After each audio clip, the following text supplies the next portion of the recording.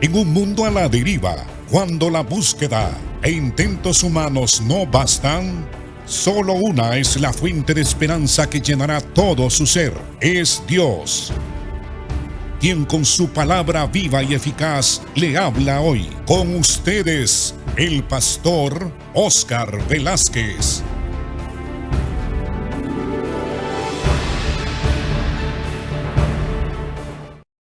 Bienvenidos, amados hermanos y hermanas, al estudio del libro de los Efesios. Estamos en el capítulo 3, en el versículo 14 en adelante, donde analizamos y estudiamos el contenido de la oración que Pablo hace a favor de los efesios y por supuesto a favor de nosotros. Y en el estudio de las oraciones de Pablo que él escribe con frecuencia en sus epístolas, podemos aprender a orar, a interceder, a entender y comprender lo prioritario de la oración cuando oramos por cosas de contenido eterno, de cosas sumamente espirituales y profundas. Pablo está orando y dice que dobla sus rodillas delante del Padre de nuestro Señor y Salvador Jesucristo. Decíamos ayer que la posición normal, completamente normal, cuando estamos orando principalmente en nuestras oraciones privadas, es que nos ponemos de rodillas. Así, en sumisión, en humildad, venimos ante la presencia del Señor en el nombre de Jesucristo a orar. Y estudiamos que lo primero que Pablo pide a favor de la iglesia de Cristo es que seamos fortalecidos en el hombre interior por medio del Espíritu Santo. Necesitamos ser llenos del Espíritu, vivir y ministrar los dones que Dios nos ha dado y trabajar en su obra en la plenitud del poder espiritual. Por eso en esta misma epístola, en el capítulo 6, se nos está diciendo también que debemos de ser llenos del Espíritu Santo. Esa es la condición normal de todo cristiano. Todo cristiano debemos de ser llenos del Espíritu Santo. Y que cuando nosotros somos llenos del Espíritu, Pablo dice que cuando oramos para que Dios nos llene de su Espíritu en el hombre interior, entonces Cristo habitará en nuestros corazones. Y decíamos que desde el momento en que recibimos a Cristo como Señor y Salvador de nuestras vidas, Él viene a habitar en nosotros. Pero cuando estamos llenos del Espíritu, somos más conscientes de la presencia de Cristo en nuestros corazones. Arraigados y cimentados en amor. No solamente somos conscientes en la plenitud del Espíritu de la presencia de Cristo, sino que somos conscientes de la plenitud del amor de Dios que ha sido derramado en nuestros corazones por el Espíritu Santo que nos ha sido dado. Así Pablo dice, arraigados y cimentados, profundamente arraigados, como un árbol que tiene raíces profundas, que no fácilmente será desarraigado, cimentados como un edificio que aunque vengan terremotos y temblores, no caerá, porque estamos cimentados en la roca que es Cristo el Señor. Así que cuando somos llenos de la plenitud del Espíritu Santo, somos llenos de la presencia de Cristo en nuestros corazones y también de su amor, para que seamos profundamente arraigados y cimentados en ese afecto divino, en el amor de Cristo. Para que todos nosotros, hermanos, seamos plenamente capaces de comprender con todos los santos cuál sea la anchura, la longitud, la profundidad, la altura. Pablo utiliza como ilustración de lo que es la plenitud del amor en nosotros los 4 puntos cardinales. Crecemos en todos los aspectos de nuestra vida en el amor. El amor va creciendo, la gracia va creciendo, el conocimiento de Jesucristo va creciendo en nosotros cuando con diligencia buscamos las cosas divinas, las cosas de valor eterno. Entonces Pablo dice que nosotros debemos de crecer en amor en todas las dimensiones, en todo debemos de crecer en el amor y conocer el amor de Cristo que excede a todo conocimiento para que seáis llenos de la plenitud de Dios. Muchos de nosotros siempre oramos para que Dios nos dé poder. Algunos de nosotros quisiéramos tener dones espectaculares como dones de sanidades, de hacer milagros, el don de fe. Y todo eso está bien, es legítimo. Ahí está escrito en la Biblia que Dios nos da herramientas para que nosotros le podamos servir. Pero en realidad nosotros somos llenos de la plenitud de Dios cuando este amor de Dios ha crecido, madurado, se ha expandido en todas las direcciones y dimensiones de nuestra vida como cristianos. El amor, ser lleno del amor, ser lleno de la plenitud del amor de Cristo, entonces es equivalente a ser lleno de la plenitud del mismo Dios.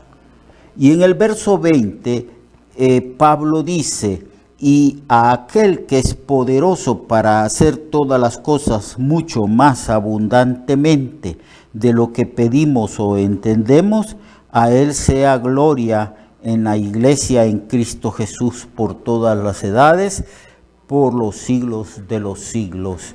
Amén. Así que 3 cosas esenciales Pablo expresa en esta oración. Primero, que seamos llenos de la plenitud del poder de Dios en el hombre interior y que ese poder lo recibimos por el mismo Espíritu que habita en nosotros. Ese Espíritu que nos llena de sí mismo y de su poder. Y segundo, que llenos del poder espiritual y llenos del Espíritu Santo que toma posesión de todas las áreas de nuestra vida y de todo lo que nosotros somos, podamos entender así quién es Cristo y que Cristo habitará y seremos conscientes de la habitación de Cristo en nuestros corazones y en nuestras vidas. Y que todos nosotros, toda la iglesia y nosotros entendamos y comprendamos las dimensiones del amor. Es decir, que el amor crezca y crezca y crezca y se desarrolle, que ese amor se manifieste en la madurez de nosotros como cristianos en todas las direcciones y ámbitos de nuestra vida. Debemos de crecer en amor, porque cuando crecemos en amor, entonces podemos experimentar la plenitud de Dios en nuestras vidas. No se nos olvide que la Biblia una y otra vez enseña que Dios es amor y que el amor es la virtud más distintiva que refleja a plenitud la identidad de nosotros como cristianos. Por esa razón Jesucristo dijo: en esto conocerán que sois mis discípulos, si os amáis los unos a los otros como yo os he amado. Así que cuando experimentamos el poder del Espíritu Santo y la plenitud del amor de Dios se desarrolla en nosotros, a lo alto, a lo profundo, a lo ancho, en todas las áreas de nuestra vida, entonces estamos experimentando la plenitud de Dios en toda la iglesia, con todos los santos. Ese es el anhelo de Dios, es la meta de Dios, que en la iglesia local todos los santos crezcamos en el amor de Cristo y que todos los santos seamos llenos de la plenitud de Dios.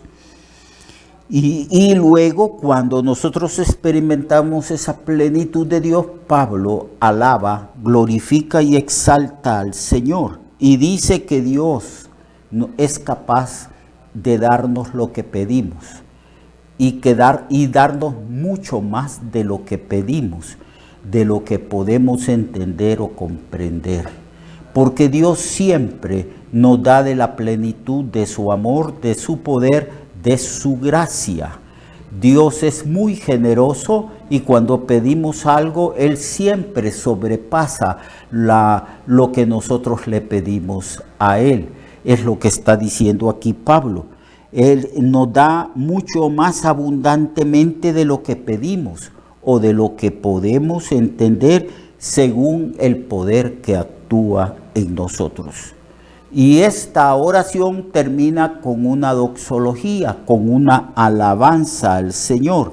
Y él dice, a Él sea la gloria en la iglesia en Cristo Jesús. Al Padre, a Dios sea la gloria en la iglesia, que es la que adora y da gloria al Señor en Cristo Jesús, por todas las edades y por los siglos de los siglos. Amén. Dios es digno de toda alabanza y de toda gloria. Ahora entramos al capítulo 4 del libro de los Efesios, donde Pablo aborda el tema de la iglesia, lo que podríamos llamar en teología sistemática eclesiología, la ciencia, el estudio de qué es la iglesia, cómo funciona la iglesia, cómo está organizada la iglesia, la misión misma de la iglesia, porque Dios instituyó la iglesia. Así que leyendo el capítulo 4, vamos al capítulo 4, verso 1 en adelante del libro de los Efesios. Pablo dice, yo pues, preso en el Señor, os ruego que andéis como es digno de la vocación con que fuisteis llamados, con toda humildad y mansedumbre, soportándoos con paciencia los unos a los otros en amor, solícitos en guardar la unidad del Espíritu en el vínculo de la paz.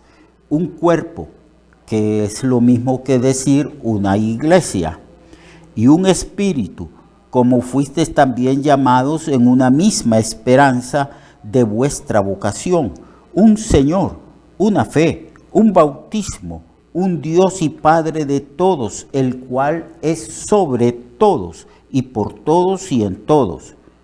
Aquí Pablo está hablando ciertamente de la iglesia y cómo podemos, como miembros de la iglesia, andar en forma digna de la vocación o llamamiento que Dios nos ha hecho en la persona de Jesucristo. Pablo va a abordar el tema de la iglesia. ¿Qué es la iglesia? Sobre todo aborda el tema de la unidad de la iglesia, porque él dice que nosotros somos el cuerpo de Cristo. La metáfora que describe muy bien las relaciones interpersonales en la iglesia es la metáfora del cuerpo humano.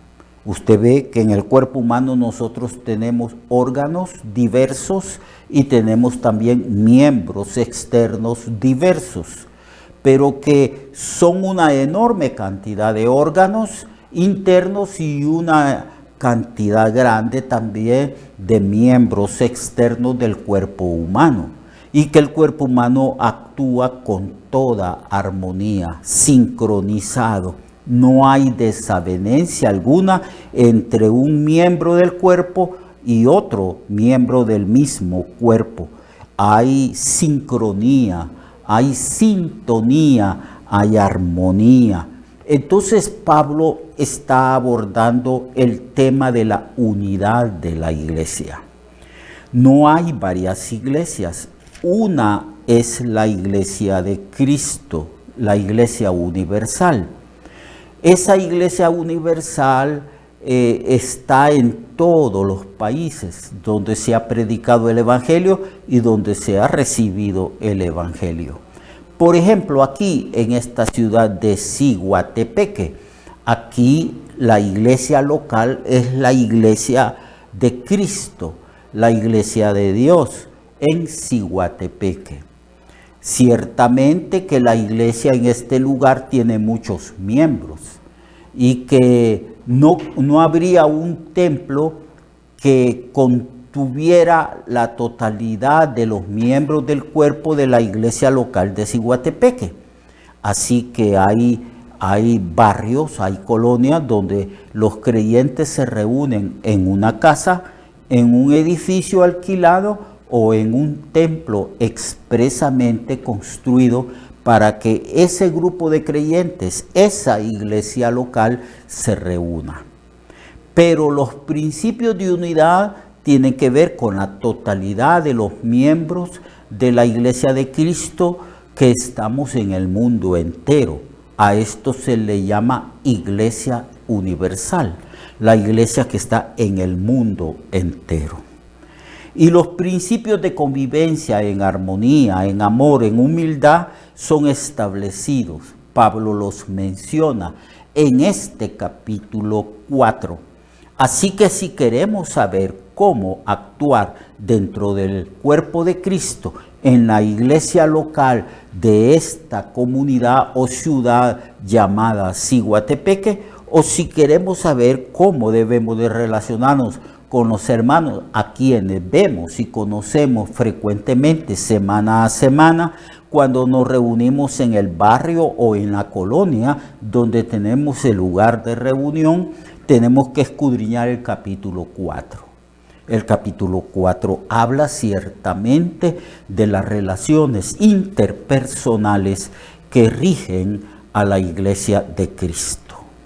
Y que cuando nosotros vivimos esos principios, los practicamos en nuestra convivencia diaria con el resto del cuerpo de Cristo o de los hermanos, entonces andamos como es digno del llamamiento que Dios nos ha hecho, con toda humildad, con toda mansedumbre y soportándonos con paciencia los unos a los otros en amor.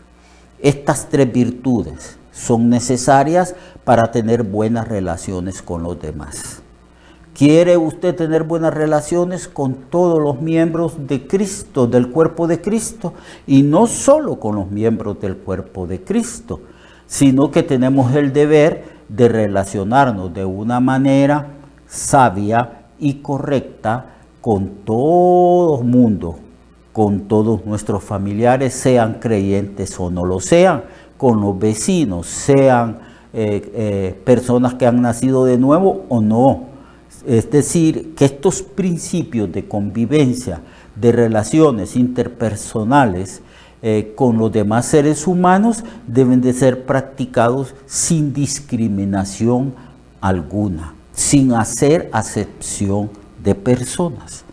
Pablo dice que tenemos que relacionarnos con humildad, con mansedumbre y con amor, porque el amor es el que nos da la capacidad de poder soportar las debilidades, el carácter de las demás personas, la capacidad de soportar a cualquier persona, porque el amor todo lo soporta.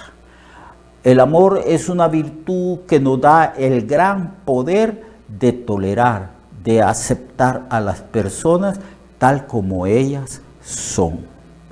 Y la humildad es esencial para tener buenas relaciones con los demás y servir a los demás.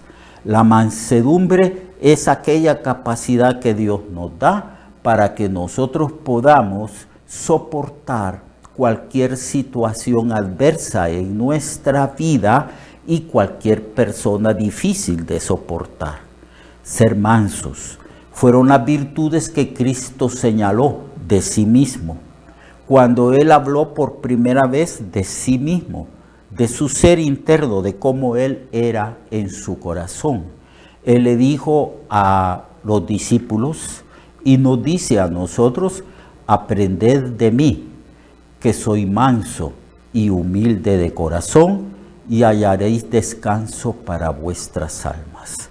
No estaremos forcejeando con las circunstancias adversas de la vida, ni estaremos peleando y forcejeando con el resto de los seres humanos de la humanidad o con los miembros del cuerpo de Cristo, que hay algunos que son difíciles de soportar, pero no imposible. Él dice, aprendan de mí. Yo soy humilde y soy manso de corazón. Virtudes esenciales para que nosotros podamos mantenernos en buenas relaciones con los demás. Así que, amados hermanos, pongamos en práctica estas tres virtudes. El amor, que soporta a todas las demás personas, la humildad y la mansedumbre para tener paz. No tenemos que estar peleando con todo el mundo, no tenemos por qué estar en una actitud de reaccionar contra todas las personas, porque ningún ser humano es perfecto. Hay algunos que tienen un carácter tolerable y hay otros que son muy difíciles de tolerarlo, pero por la gracia y el poder del Espíritu Santo que está en nosotros, y por causa del fruto del Espíritu que se ha desarrollado en nosotros en humildad, en amor y en mansedumbre podemos tener excelentes relaciones con los demás. Dios le bendiga pues a usted, Dios le guarde, y mañana continuamos estudiando este capítulo 4 del libro de los Efesios. Ya lo habíamos abordado este tema, pero ahora, dentro del contexto de toda la epístola, hablaremos de cómo es la iglesia de Cristo y cómo se relaciona en el barrio y colonia que nosotros estamos y habitamos. Allí usted puede pedirle al Señor en oración que le enseñe a ser humilde, manso, y que le dé amor, porque usted tiene que aprender a tolerar, a aceptar a aquella persona que está cerca de usted, sea su esposo o sea su esposa, sea su hijo o hija, a su padre, a su madre, a su abuelo, a los seres queridos de su familia, y pídale al Señor poder en humildad, mansedumbre y amor soportar a sus vecinos, a aceptarlos y amarlos conforme a la voluntad del Señor. Lo espero pues mañana para que continuemos estudiando cómo mantener buenas relaciones humanas en la iglesia local y en su familia. Dios le bendiga y hasta mañana. Recuerde que su vida puede cambiar y mejorar, porque la palabra de Dios es viva y eficaz, y más cortante que toda espada de dos filos. Hebreos 4:12. Nuestra oración y deseo es que esta palabra predicada lleve mucho fruto. Le esperamos en el próximo programa, a esta misma hora y en esta misma estación.